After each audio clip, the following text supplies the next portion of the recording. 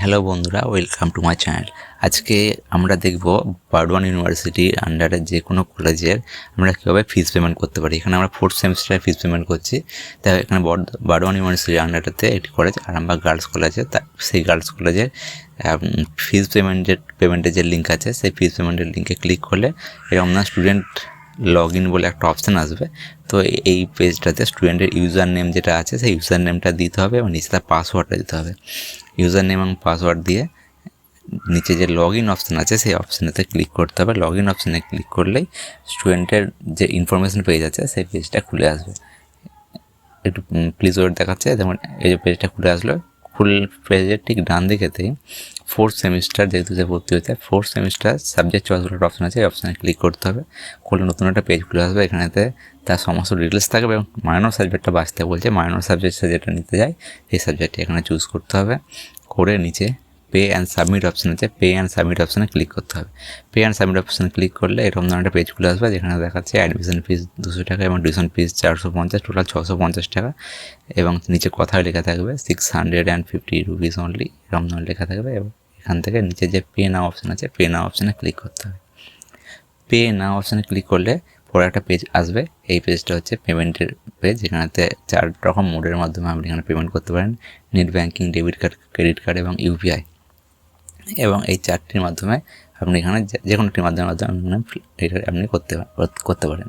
তো এখানেতে যে ডিটেলসগুলো দেখার সেটা হচ্ছে ট্রানজ্যাকশন আইডিটা নোট করে রাখার প্রয়োজন আছে। যদি কোনো ক্রমে যদি পেমেন্ট ফেঁসে যায় বা কোনো কিছু হয়, তাহলে আপনি ট্রানজ্যাকশন আইডি থেকে সার্চ করতে পারবেন। কত টাকা অ্যামাউন্ট কার্ড হচ্ছে লেখা আছে এবং এখানে নিচে মোবাইল নাম্বার এবং ইমেল আইডি দেওয়া আছে, আপনার যেটা থাকবে দেখে নিতে হবে। এবং 4টে মোড আছে, 4টে মোডের মাধ্যমে যে কোনো একটা মাধ্যমে করতে পারেন। অবশ্যই আমি ইউপিআইয়ের মাধ্যমে করবো, কেননা ডেবিট কার্ড বা ক্রেডিট কার্ডের মাধ্যমে যদি আমরা পেমেন্টটা করি এক্সট্রা একটা চার্জ কাটে সাধারণত।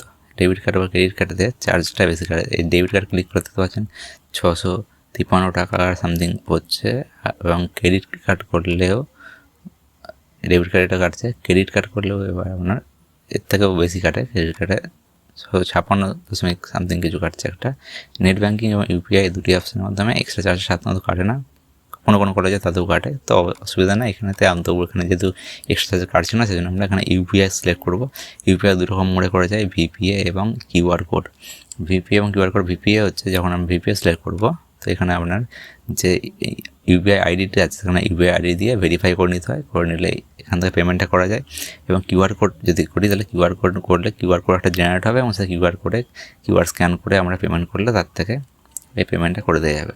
তো আমরা এক্ষেত্রে কিউআর কোড অপশানটা বেছে নেবো এবং কিউআর কোড অপশান বেছে নিয়ে নিচে লেখা আছে প্রসিড নাও, এই প্রসিড নাও অপশানেতে ক্লিক করতে হয়। প্রসিড নাও অপশানে ক্লিক করলে পরবর্তী একটা পেজ খুলে আসবে, যেই পেজেতে একটি কিউআর কোড জেনারেট হবে। এবার যে কিউআর কোডটা জেনারেট হয়েছে এটি হচ্ছে পিএসপি অর্থাৎ পেমেন্ট সার্ভিস প্রোভাইডার।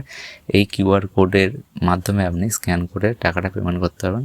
তো কিউআর কোডের মাধ্যমে টাকাটা পেমেন্ট করতে গেলে আপনার যে কোনো ইউপিআই লিঙ্ক, যে কোনো অ্যাপস, যেটা আপনার ফোনপে, পেটিএম বা গুগল পে যাই থাকুন না কেন, সেইটার মাধ্যমে আপনি কিউআর স্ক্যান করবেন এবং কিউআর স্ক্যান করে এখানে পেমেন্ট করতে হবে। কিউআর কোডটা স্ক্যান করে পেমেন্ট করা হয়ে গেলেই একটা রিসিপ্ট জেনারেট হয়ে যাবে।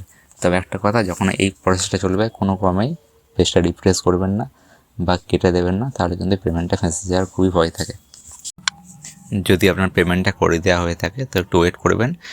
এবার পেজটা একটু লোড নেবে, লোড নেওয়া হয়ে গেলেই এরকম ধরনের একটা পেজ চলে আসবে, যেখানে রিসিপ্ট জেনারেট হয়ে যাবে। এই রিসিপ্টটা আপনি খুব সহজে এবার বের করে দিতে পারেন। নিচে প্রিন্ট অপশান আছে, প্রিন্ট অপশান থেকে প্রিন্টে ক্লিক করে আপনি সহজে এটা বের করে নিতে পারবেন। তাহলে এইভাবে খুব সহজেই আপনি একটি ফিস পেমেন্ট করতে পারবেন। তাহলে আজকে ভিডিও এই পর্যন্তই। ভিডিওটা শেষ পর্যন্ত দেখার জন্য অসংখ্য ধন্যবাদ। ভিডিওটা ভালো লাগলে অবশ্যই চ্যানেলটা সাবস্ক্রাইব করবেন এবং লাইক করবেন। ধন্যবাদ।